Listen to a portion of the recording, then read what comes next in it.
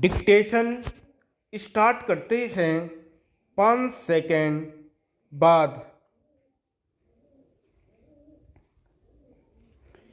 यह बहुत ही चौंकाने, चिंता से भर देने और निराश करने वाला है कि बम्बई उच्च न्यायालय ने 2006 में बम्बई की 7 लोकल ट्रेनों में भीषण बम विस्फोट करने के सभी 12 आरोपितों को बरी कर दिया।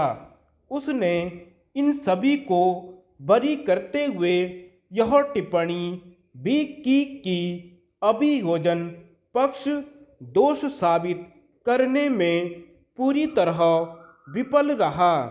उसने एक तरह से उसे ही कटघरे में खड़ा कर दिया, जबकि ट्रायल कोर्ट ने 2015 में इन 12 में से 5 को मृत्यु दंड और 7 को आजीवन कारावास की सजा सुनाई थी। यह भी ध्यान रखना चाहिए कि इस भीषण आतंकी घटना की जांच महाराष्ट्र के आतंकवाद निरोधक दस्ते यानी एटीएस ने की थी।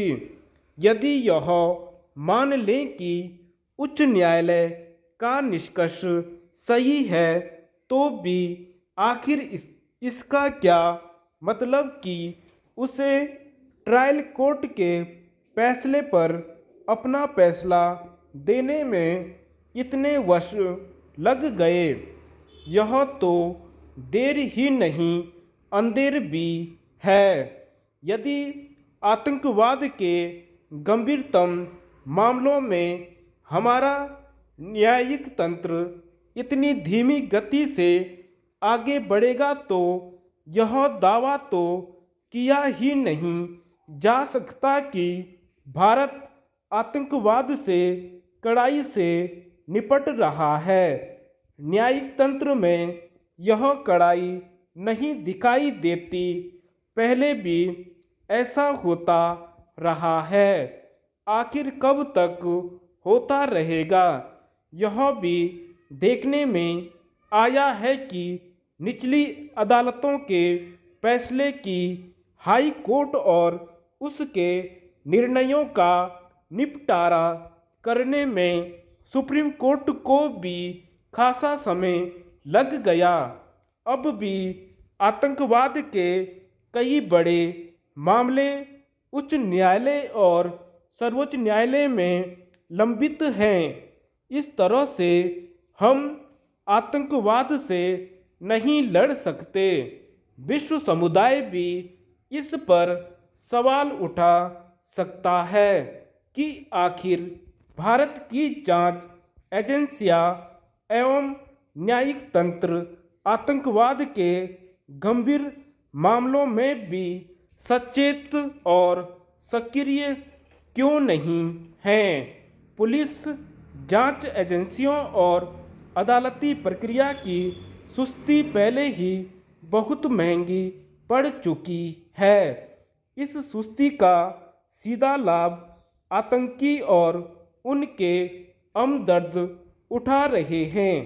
माना जाता था कि समय के साथ यह सुस्ती दूर होगी, लेकिन आतंकवाद के मामलों की तत्परता से सही जांच और समय पर उनका अदालती निपटारा अभी भी दूर की कौड़ी बना हुआ है।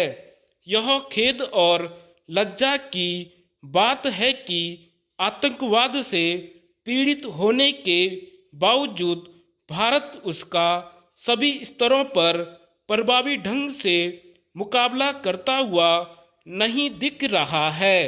बम्बई उच्च न्यायालय का फैसला लोकल ट्रेनों में विस्फोट से मारे गए करीब 190 लोगों के 100 जनों एवं 800 से अधिक घायलों और उनके करीबियों को गहरी पीड़ा देने और हताश करने वाला है।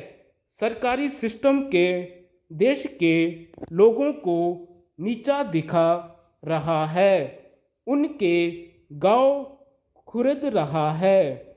धिक्कार है उच्च न्यायालय के फैसले पर तू मैं करने वाले घटिया और देशघाती राजनीति से बाज आए तो अच्छा।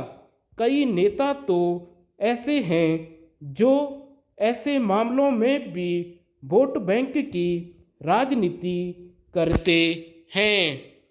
धन्यवाद।